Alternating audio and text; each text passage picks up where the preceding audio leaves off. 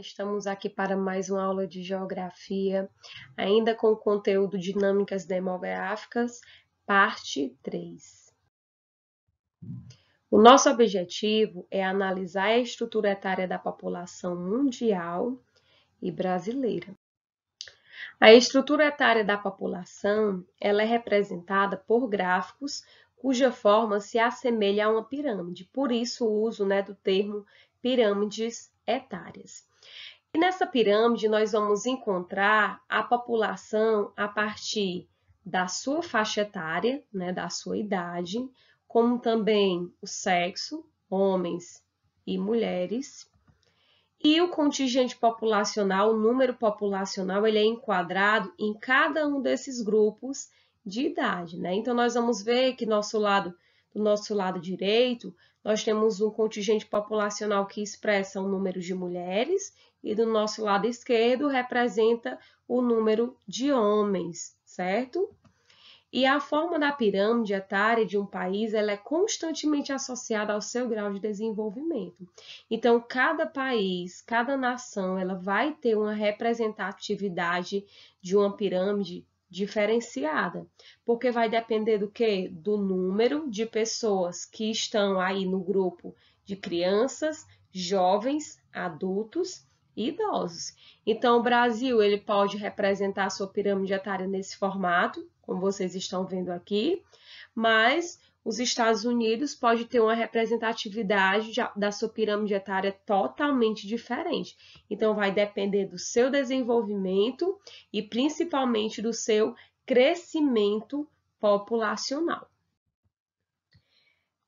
Vamos analisar um pouquinho como é que acontece aí o desenvolvimento da pirâmide etária nos países que estão se desenvolvendo, nos países pobres. Então, nos países em desenvolvimento, a pirâmide etária, ela apresenta uma base larga, como vocês podem ver aqui nessa pirâmide que eu trouxe para vocês, que reflete o quê? As taxas de natalidade. Então, nós temos uma elevada taxa do número de crianças, o número de nascidos. Já o topo estreito vem representar a baixa expectativa de vida dessa população. Aí eu venho ressaltar novamente, aqui essa pirâmide etária é do México, do ano de 2007.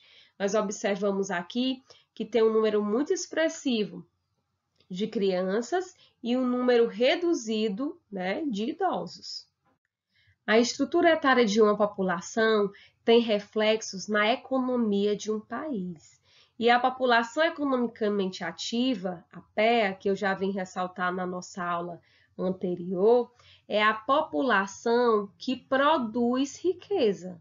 E ela é composta por quem? Em sua maioria por adultos, que é a população que realmente está nativa, trabalhando, que são pessoas de 18 a 59 anos de idade. Nos países pobres, a existência de jovens requer investimentos estatais em educação. Por quê? O que é que se explica? Essa explicação ela resulta de que não haverá uma qualificação de mão de obra nem promoção de desenvolvimento se o Estado não investir na educação. E a elevação do número de idosos vai gerar um ônus para o Estado. Por quê? Irá haver não só um aumento em investimentos com cuidados com a saúde do idoso, como também vai ter que haver um aumento nos gastos com aposentadoria. E aí, como é que está a estrutura etária da população no Brasil? Então, o Brasil também está deixando de ser um país jovem, Se está deixando de ser um país jovem, isso quer dizer que o número de jovens reduziu de um certo tempo para cá. E a estrutura etária da população brasileira está em rápida mutação. O que é mutação? Está em constantes mudanças, alterações.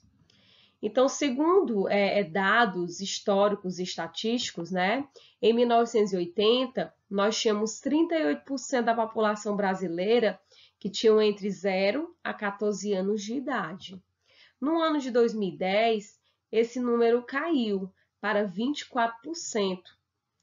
E a previsão é que para 2060, né, segundo dados estatísticos do IBGE, haverá uma queda para 13%. Então, nós teremos, claro e obviamente, uma brusca queda na taxa populacional, né, de pessoas de 0 a 14 anos de idade. Isso terá um efeito na participação dos idosos, né, entre os seus 60 anos de idade. E esse dado apresenta, né, que em 1980 nós tínhamos uma representação de 6%, né, no número de idosos. Já no ano de 2013, esse número cresceu para 13%. E no ano de 2060, irá representar 33,7%. O que é que isso vai resultar? O resultado disso tudo será um crescimento no número de idosos, que irá agravar a crise estrutural do sistema de previdência social no Brasil. E esse sistema, ele já vem sofrendo alterações, como vocês já sabem, né? As alterações, elas já têm intrigado muitas pessoas que estavam já próximas de se aposentar. E isso vai trazer, claro, benefícios para uma parte e vai trazer sequelas para a população, principalmente aquela que compõe aí a população mais idosa, mas que trabalha em atividades do campo e que realmente necessita de uma aposentadoria por não ter mais condições, né, físicas para a realização desse trabalho. Por outro lado, esse número de idosos que tem crescido, né, tem trago aí um aumento significativo na importância deles para o mercado de consumo, porque são pessoas que não estão mais trabalhando, mas estão consumindo.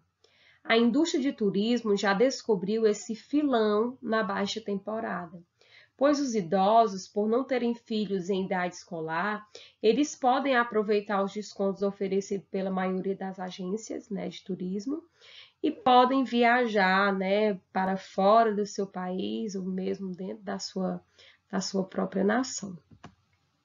60% dos idosos no ano de 2010, eles eram os principais responsáveis pelo orçamento familiar, né? Então, ainda assim, muitas famílias, né, por mais que não tenham filhos com idades menores de 18 anos, né, eles ainda ajudam bastante, né, ainda são bastante responsáveis pelo orçamento de uma parte ou de toda a família. E eles vêm também garantindo o consumo para seus filhos e netos. Bom, gente, eu agradeço aí por vocês terem assistido a última parte da nossa aula. Muito em breve teremos aula de revisão e preparação para a nossa avaliação. A atividade se encontra lá no Google Class, né, Google Sala de Aula. E até breve.